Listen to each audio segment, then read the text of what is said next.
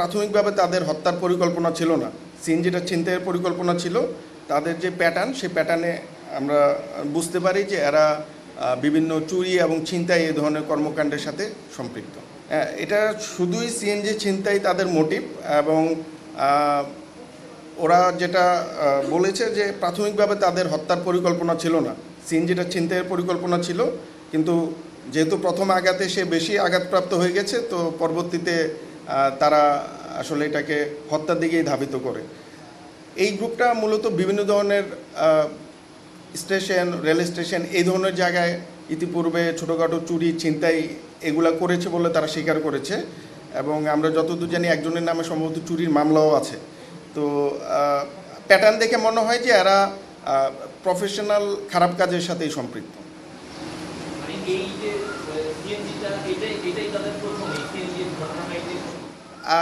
এটার ব্যাপারে আমরা যেটা জানতে পেরেছি যে এই সিএনজি চোর চক্র যেটা আছে, যেখানে তারা সিএনজিটা বিক্রি করেছিল, ইতিপূর্বে ওইখানে আরও কিছু সিএনজি গেছে। তো এটা আসলে হয়তো তদন্তকারী কর্মকর্তা আরও বিস্তারিত তদন্ত পরে বলতে পারবেন।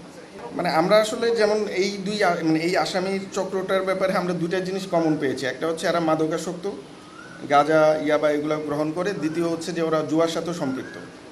তো এই দুইটা জিনিস হয়তো শুধু এদের ক্ষেত্রে না, আমাদের যারাই কিশোর গ্যাংয়ের সাথে জড়িত বা এই ধরনের কর্মকাণ্ডের সাথে জড়িত, তাদের ভিতরে এই প্রবণতাটা থাকে।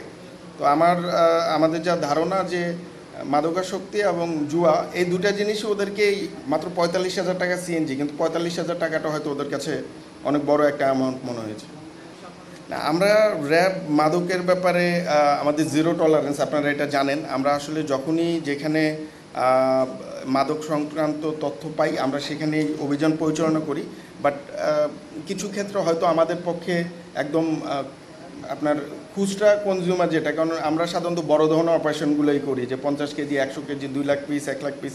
অনেক সময় আমরা জানি যে এখানে হয়তো 1-2 পিস ইয়াবা কিংবা পুরিয়া বিক্রি করতেছে। তো সেগুলোর ক্ষেত্রে আমরা লোকাল প্রশাসন বা পুলিশকে আমরা অবগত করি।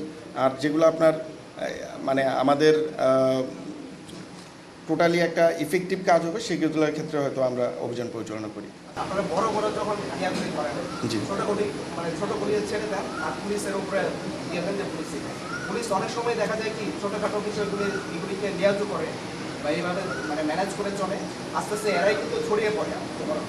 এই ছোটগুলিকে যদি আপনারা এইভাবে মানে ছেড়ে দেন না, ওটা আসলে আমরা ছাড়া ঠিক তা না। ব্যাপারটা হয় কি যে ধরুন আমাদের প্রায়োরিটি থাকে কাজের, একটা হত্যাকাণ্ডের আসামি আমি ধরবো নাকি হচ্ছে গিয়ে একটা খুচরা মাদক ব্যবসায়ীকে ধরবো। যখন আমাদের এই ধরনের কাজ হাতে না থাকে তখন অবশ্যই আমরা ওই কাজটাও করি। বাট আমাদের প্রায়োরিটিতে আপনার এই মাদক, হত্যা মামলার আসামি, জঙ্গি, এগুলা র্যাবের ম্যান্ডেট, এটা আপনারা জানেন। সো আমরা আসলে প্রায়োরিটির ওদিকে দিই। এরপরও আমাদের যার যার দায়িত্বপূর্ণ এলাকায় যখনই আমরা কোন ধরনের ইনফরমেশন পাই আমরা চেষ্টা করি অভিযান পরিচালনা করার জন্য। 19 তারিখে রাত 9:30টায় সাভারে তালবাগ এলাকায় কামনা অটোমোবাইল গ্যারেজ যেটা আছে সেটার সামনে একটি রিভলভার মানে একটি আগ্নেয়াস্ত্র দিয়ে একজনকে প্রকাশ্য দিবালোকে হত্যা করা হয়।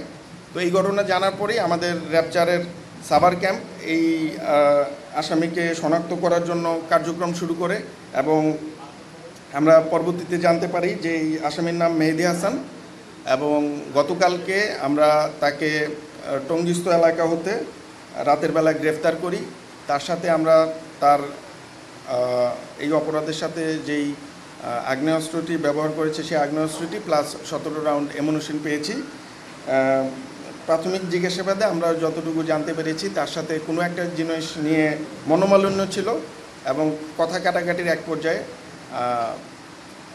এই মেহেদি তিনি রিভলভার দিয়ে ভিকটিমকে গুলি করেন, যার ফলে তার মৃত্যু হয়।